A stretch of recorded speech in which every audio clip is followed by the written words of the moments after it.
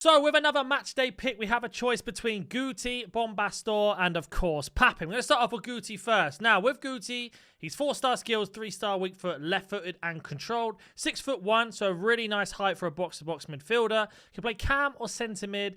Turns of statistics, very well balanced across the board. Apart from defending, but we already know how strong midfielders are in defence, so I wouldn't really worry about that too much. Especially you guys that like to run around with your DMs.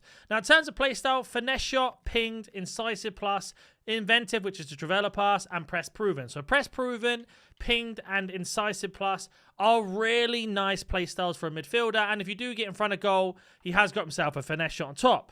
Now the roles are Shadow Striker plus plus. If you run my 4-4-1-1 formation, this guy is unreal when that Shadow Striker plus plus. But also at centre mid, he has got Playmaker plus plus. Now if we were to jump over to Footbin and look at the card, you can see he's coming in about 102,000 coins. Now, like I say, interesting fact with him when it comes to chemstyles. If you were to put an engine on him, which will boost up his agility, balance, and pace, as well as a little bit of passing, he does become an 89 rated camera. I leave my camera there, and 88 as a midfielder, a centre mid. Now, some people are suggesting finisher, and I think that is because if you were to play him as a shadow striker, adding as a finisher, that's going to get him up to 91 finishing and 86 shot power, as well as boosting his agility and balance again. He becomes a 90 rated cam and an 87. So in my opinion, if you're going to run him as a cam, as a shadow striker, go for finisher. If you're looking more of a box-to-box, go for the engine. And I think he is a really nice choice, but is that the choice we should definitely sit on? Let's have a look at what else is available. So again, we have ourselves Bompastor, who of course is a left back, and she has got herself 3-star, 3-star, 5'4". A little bit small, but the women cards this year are extremely strong. On top of this, you can play left mid and left back, and with whip pass plus, I do think it's a bit of an underrated crossing type meta in this game. If you double tap the cross button, you do low drivens. With a whip pass plus, you are going to open up the door quite a lot. Now, you can see here, in terms of statistics, she is very, very rounded. Just her physicality lets her down with her 64 strength. But again, we know that defending is broken in this, and they don't seem to knock them off the ball, whether they have 99 strength or 10 strength anyway. So you could argue it isn't that bad. And like I say, women are very strong this year. She has an explosive accelerate type as well. She's 3-star, 3-star.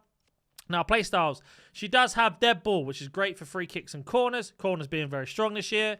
Whip pass plus, we spoke about. Incisive is good for through balls. Anticipate to help you win the tackles. Press proven, relentless, and quick step. So in terms of playstyles compared to Guti, she has got better playstyles. Now, when it comes to left back altogether, the thing that lets this card down, she only has attack and wing back plus plus and no other roles, and a winger plus plus at left mid. Now, winger plus plus is actually very nice. It isn't that bad this year, but with the winger, the wing back attacking wing back, even, sorry, whatever you want to call it, yes, you could argue it isn't great, and it is a little bit frustrating when it comes to that. But overall, she is a nice card. Now, if we look on Footbin, you can see she's coming in at the same price as Guti. And again, a really nice, solid card overall. If we were to stick a shadow on her to maximize her pace and maximize her dribbling, or sorry, defending even, she's going to become an 88 rated left back and an 86 rated left mid, which is really nice. Anchor, which is kind of my personal favorite to go for when it comes to these type of players. With an anchor, she's going to boost up her pace, her physicality, and her defending, making her an 87 rated left back and an 86 rated left mid.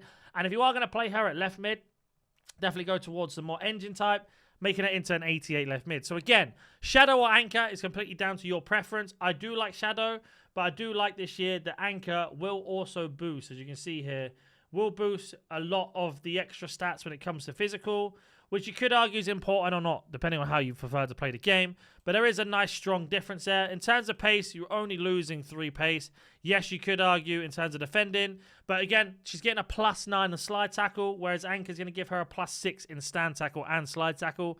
That's my argument against that. She will be controlled whichever chem style you put on her.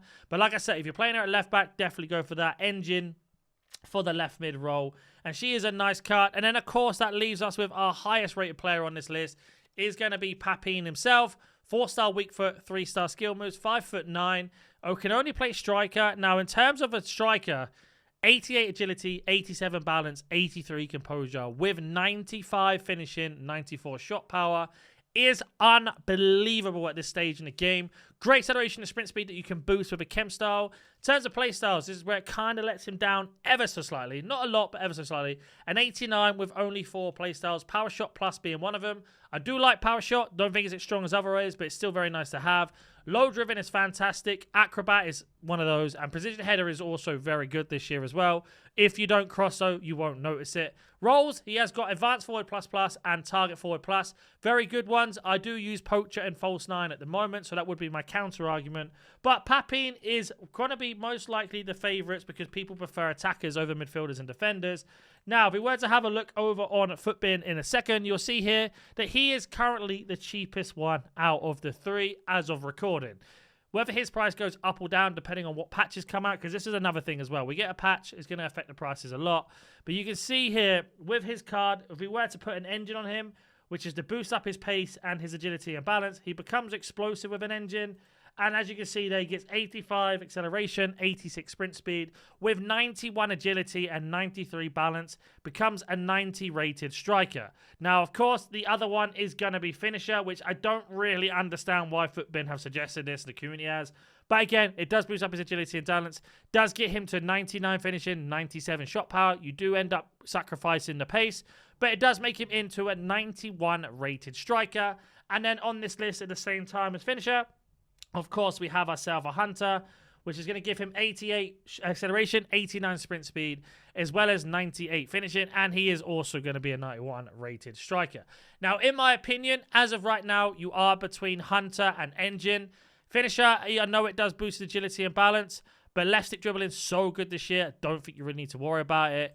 Engine is an interesting one if you're running 2 strikers and you want a link-up play. I think Engine's a better choice because it boosts up his short pass into 80. A little bit on the pace, and his finishing is where it is. But in terms of a finisher or a Hunter or an Engine, I personally would go towards the Hunter. But let me know in the comment section down below which player you're going for out of all 3, and I will catch you in the next video.